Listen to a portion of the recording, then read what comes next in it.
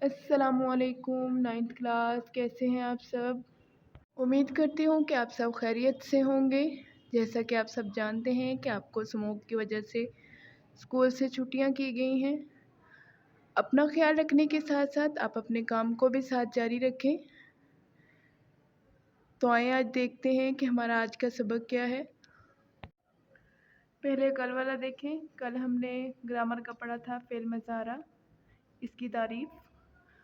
وہ فعل جس سے کسی کام کا کرنا یا ہونا موجودہ اور آنے والے زمانے میں معلوم ہو فعل مضارع کہلاتا ہے۔ مثالیں دیکھیں۔ اسد جائے، اس میں جائے فعل مضارع ہے۔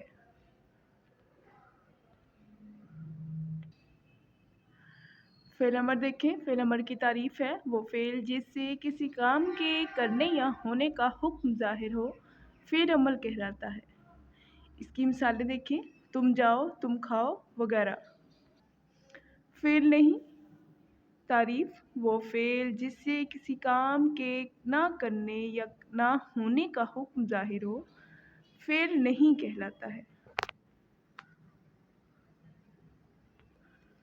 فعل لازم دیکھیں۔ وہ فعل جو صرف فاعل کو چاہے فعل لازم کہلاتا ہے۔ مثالیں دیکھیں۔ عادل رویا، گھوڑا دوڑا۔ ان دونوں جملوں میں رویا اور دوڑا دونوں فعل لازم ہیں۔ عادل اور گھوڑا دونوں فاعل ہیں جن کا ذکر کر دینے کے بعد فعلوں کے معنی پورے ہوں گے۔ فعل معتدی، وہ فعل جو فاعل کے ساتھ مفعول کو بھی چاہے فعل معتدی کہلاتا ہے۔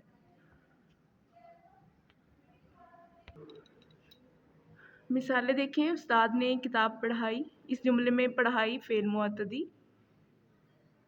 معتدی ہے۔ استاد فاعل ہے جس کے ذکر کرنے کے بعد کتاب مفعول ہے۔ اس کا ذکر کر کیے بغیر فعل کے معنی مکمل نہیں ہوتے۔ چنانچہ لکھا، پڑھا، کھایا، پیا، بیٹھا، دیکھا سب فعل متعدی ہیں۔ فعل معروف دیکھیں۔ وہ فعل جس کا فاعل معلوم ہو فعل متعدی کہلاتا ہے۔ مثالیں۔ عابدہ آئی، اس جملے میں آئی فعل معروف ہے کیونکہ اس کا فاعل عابدہ معلوم ہے۔ یہ تعریف دیکھیں۔ وہ فعل جس کا فاعل معلوم ہو وہ فعل معروف کہلائے گا۔ فعل مجہول، وہ فعل جس کا فاعل معلوم نہ ہو فعل مجہول کہلاتا ہے۔ مثالیں دیکھیں۔ خط پڑھا گیا، اس جملے میں پڑھا گیا فعل مجہول ہے کیونکہ اس کا فاعل معلوم نہیں ہے۔ فعل مجہول جس اسم پر واقع ہوتا ہے اسے نائب فعل یا مفعول کہتے ہیں۔ فعل مجہول ہمیشہ فعل متعدی سے بنتے ہیں، فعل لازم سے مجہول نہیں بنتا۔ فعل تام دیکھیں۔ وہ فعل جو اگر فعل لازم ہے تو فاعل کا ذکر کر دینے کے بعد اس کے معنی مکمل ہو جائیں۔ جیسے وحید گیا، یہاں گیا فعل تام ہے۔ وحید فاعل کے ذکر کر دینے کے بعد اس کے معنی پورے ہو گئے۔ مثالیں دیکھیں۔ ناصر نے خط لکھا، اس جملے میں لکھا فعل تام ہے کیونکہ ناصر فاعل اور خط مفعول کے بعد معنی مکمل ہو گئے ہیں، اسے فعل تام کہلاتا ہے۔ فعل ناقص دیکھیں۔ وہ فعل جس کے ساتھ ایک اسم ذات کا ذکر کرنے کے بعد جب تک دوسرے اسم صفت کا ذکر نہ کیا جائے اس کے معنی مکمل نہ ہوں گے فعل ناقص کہلاتا ہے۔ طارق نیک ہے، فعل ناقص ہے۔ طارق کے اسم کا ذکر کرنے کے بعد جب تک نیک کا اسم صفت کا ذکر نہیں کیا گیا اس کے معنی مکمل نہیں ہوئے۔ فعل ناقص ہے، ہیں، ہوا، ہوئے، ہوگا، ہوگی، ہو گئیں، تھا، تھیں، رہا، بنا، نکلا، صحیح وغیرہ۔ یہ ہمارا کل کا تھا۔ آج ہمارا سبق دیکھیں۔ رموز اوقاف۔ رموز اوقاف ان نشانات یا علامات کو کہتے ہیں جو ایک جملے کو دوسرے یا ایک ہی جملے کے ایک حصے کو دوسرے حصے سے الگ کریں اور پڑھنے والے کو کم اور زیادہ وقفے کا احساس ہو۔ نیز پڑھنے اور سمجھنے میں آسانی ہو۔ پہلا دیکھیں، ختمہ، یہ ختمے کی علامت ہے۔ دیے ہوئے جملے غور سے پڑھیں۔ سارا نے نماز پڑھی، اس کے بعد ختمہ لگایا گیا ہے۔ اسما 7ویں جماعت میں پڑھتی ہے، یہ بھی ختمے کی علامت ہے۔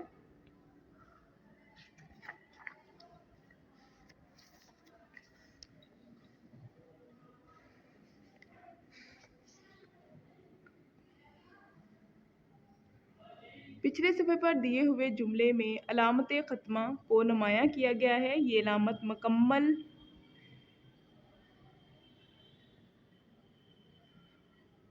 مکمل جملے کے خاتمے پر لگائی جاتی ہے۔ یہ بتاتی ہے کہ ایک بات ختم ہو گئی ہے اور اس سے اگلے لفظ سے نئی بات شروع ہوگی۔ سکتہ، یہ سکتے کی علامت ہے۔ دیے ہوئے جملے غور سے پڑھیں۔ ابو جان بازار سے آلو، مٹر، گوبھی، پیاز اور ٹماٹر لائے۔ میرے بستے میں اردو، اسلامیات، ریاضی اور عربی کی کتابیں ہیں۔ اوپر دیے ہوئے جملوں میں علامت سکتہ کو نمایاں کیا گیا ہے۔ یہ علامت ایک چھوٹے سے وقفے کے طور پر استعمال کی جاتی ہے، اسے علامت سکتہ کہتے ہیں۔ جہاں یہ علامت استعمال کی جاتی ہے وہاں ہلکا سا ٹھہر کر آگے بڑھنا پڑتا ہے۔ جب کسی جملے میں دو یا دو سے زیادہ ایک طرح کے الفاظ ساتھ ساتھ آ جائیں تو انہیں ایک دوسرے سے الگ کرنا ضروری ہو جاتا ہے۔ 3 یا 3 سے زیادہ الفاظ کی صورت میں آخری لفظ کے ساتھ سکتہ کی بجائے لفظ اور آئے گا۔ سوالیہ، دیے ہوئے جملے غور سے پڑھیں۔ دروازے پر کون ہے؟ پنجاب کو کتنے دریا سیراب کرتے ہیں؟ علامہ اقبال رحمۃ اللہ علیہ نے اپنی شاعری میں نوجوانوں کو کس پرندے سے تشبیہ دی ہے؟ اوپر دیے ہوئے جملوں میں علامت سوالیہ کو نمایاں کیا گیا ہے۔ ایسے جملے جن میں کوئی بات پوچھی جائے یا سوال کیا جائے، ان جملوں کے اختتام پر یہ علامت لگائی جاتی ہے۔ وقفہ، دیے ہوئے جملے غور سے پڑھیں۔ لاہور پنجاب کا،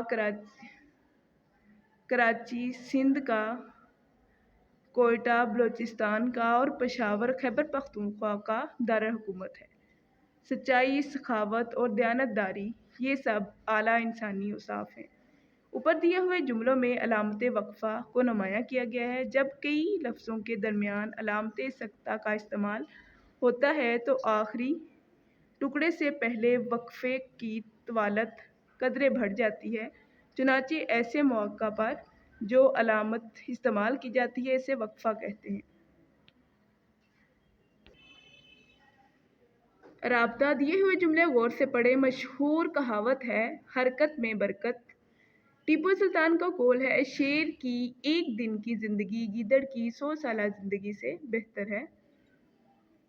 اوپر دیے ہوئے جملوں میں علامت رابطہ کو نمایاں کیا گیا ہے۔ یہ علامت سکتہ کی نسبت زیادہ ٹھہراؤ کے لیے استعمال کی جاتی ہے۔ جملے میں کسی کے قول یا اہم بات کو بیان کرنے کے لیے علامت رابطہ استعمال کی جاتی ہے۔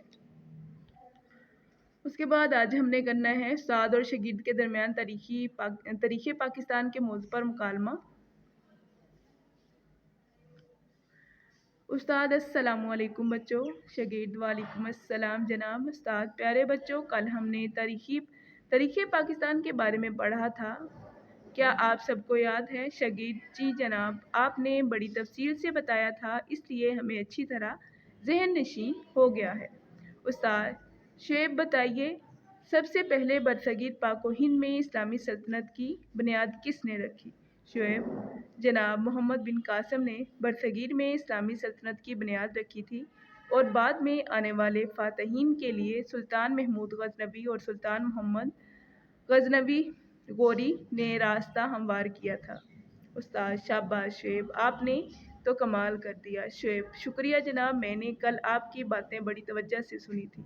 استاد عمیر سے مخاطب ہو کر، عمیر بتائیے، محمد بن قاسم نے کس سن میں ہندوستان پر حملہ کیا؟ عمیر، جناب محمد بن قاسم نے سن 712 میں حملہ کیا تھا۔ انہوں نے راجہ دہر کو شکست دے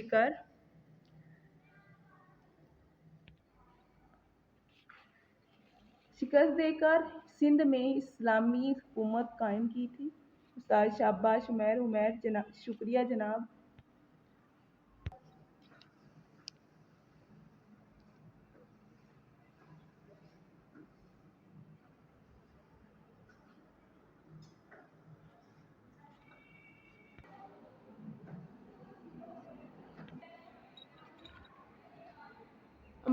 استاد عمران بتائیے،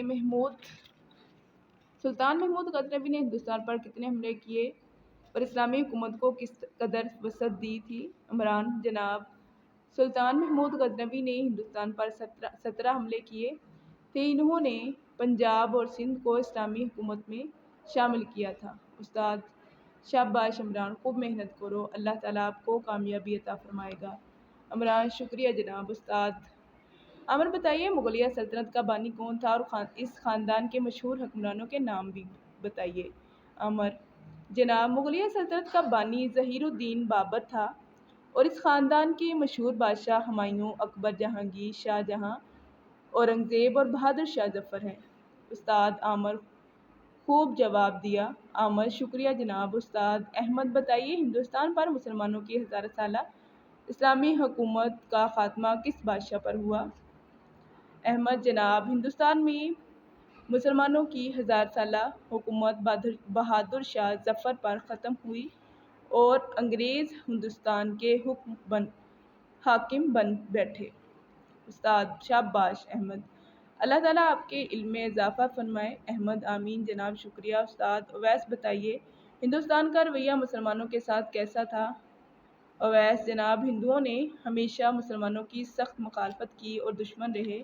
یہ حقیقت ہے کہ ہندوؤں نے ہمیشہ مسلمانوں کی مخالفت کی۔ دراصل وہ چاہتے تھے کہ انگریزوں کے جانے کے بعد پورے ہندوستان پر حکومت قائم کریں۔ اویس شکریہ جناب۔ استاد حارث بتائیے، پاکستان کس طرح قیام پذیر ہوا؟ جناب، برصغیر میں مسلمانوں کی حالت ابتر تھی۔ علامہ اقبال نے نظریہ پاکستان پیش کیا، جسے قائد اعظم کی بے مثال جدوجہد نے انگریزوں اور ہندوؤں کو شکست دے کر قائل کر لیا کہ برصغیر کے وہ علاقے جن میں مسلمانوں کی اکثریت ہے، پاکستان کے نام سے آزاد اور آباد رہیں گے۔ چنانچہ 14 اگست 1947 میں پاکستان کے قیام کا اعلان ہوا اور قائد اعظم پاکستان کے پہلے گورنر جنرل مقرر ہوئے۔ استاد ثاقب بتائیے، پاکستان کا قیام کا اصل مقصد کیا تھا؟ ثاقب جناب، پاکستان کے قیام کا اصل مقصد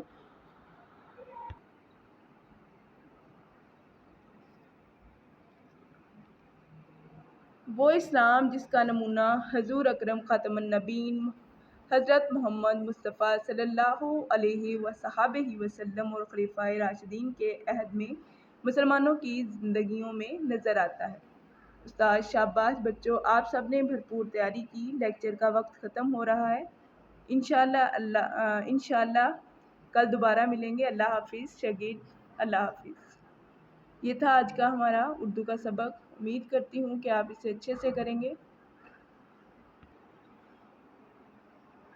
اور نثر کا سبق قدرے یاد، اس کے آپ نے 5 مشکل الفاظ کے معنی ہوم ورک میں کرنے ہیں۔